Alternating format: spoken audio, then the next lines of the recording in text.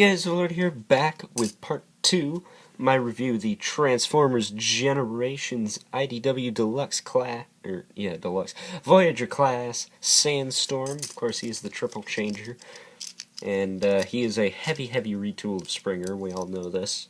I talked about most of that stuff in part 1 of this review, so a link to that will be in the description below. So, yeah. I already took off his gun, so let's actually quit babbling and get into a transformation to robot mode, shall we? Now, transforming Sandstorm from dune buggy mode to robot mode is actually simpler than it looks. First thing you want to do is unpeg those giant tires, which I've already done, and then form the legs, which is probably one of the easier parts of the transformation. Then you also want to start working on the arms, pretty much the size of the car, and you want to swivel those bits up like that, and then adjust the side bits to obviously look like arms. Again, quite simple. And then you just want to adjust the you pretty much want to flip out the landing gear so you can pull the head out and get it to sit up in that little groove up there, and then you'll be able to bring the cockpit down. This took me a little bit to figure out exactly how to do it. Yeah, see, there's the landing gear, and you just flip it down like that, and it pretty much just works like that. Pretty easy. And then you want to tab in those side bits into the side of the, what was the front of the car slash hovercraft, I suppose, helicopter mode. And then you just want to form his backpack, pretty much folding up all the stuff that was on top. And pretty much that is it. You also want to rotate those around. And then you're done.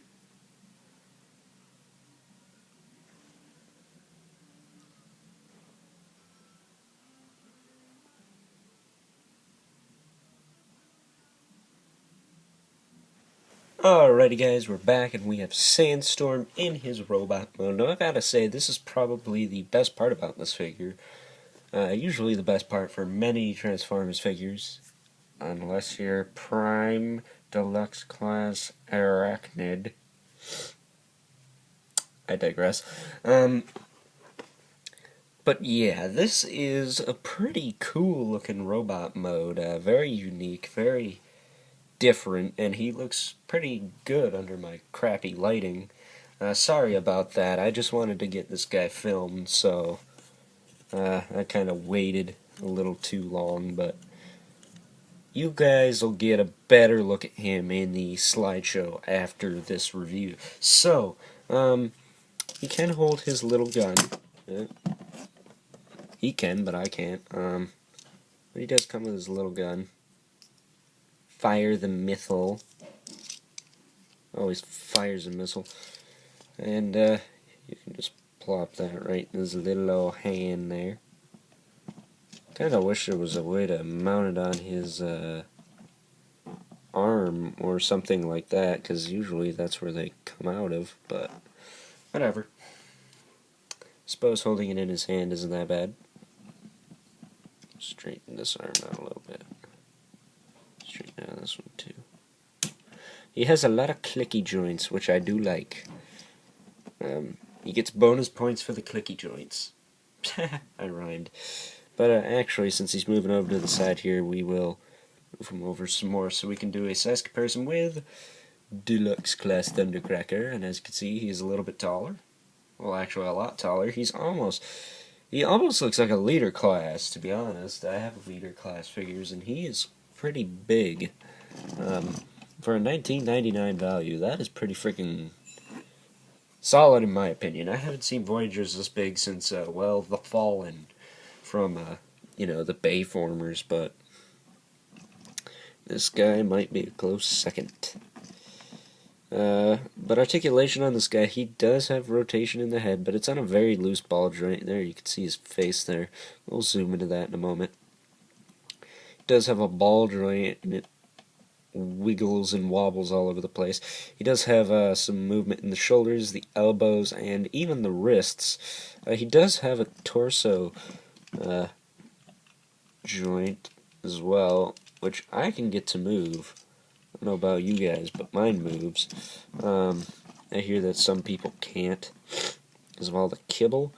I have skeleton hands, so I can get in there and move it. Move his head there.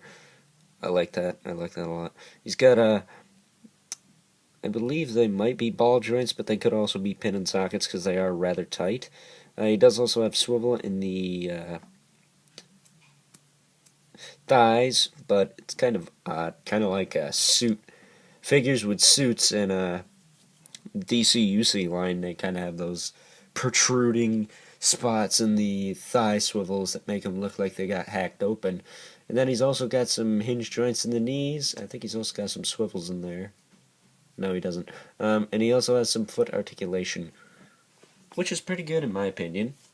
But we will bring this guy a little bit closer to the camera here, so we can get a close-up of that head sculpt. Look at that head sculpt. That is pretty nice. Bend his feet forward a bit. He just wants to keep falling backwards. I suppose I can hold him.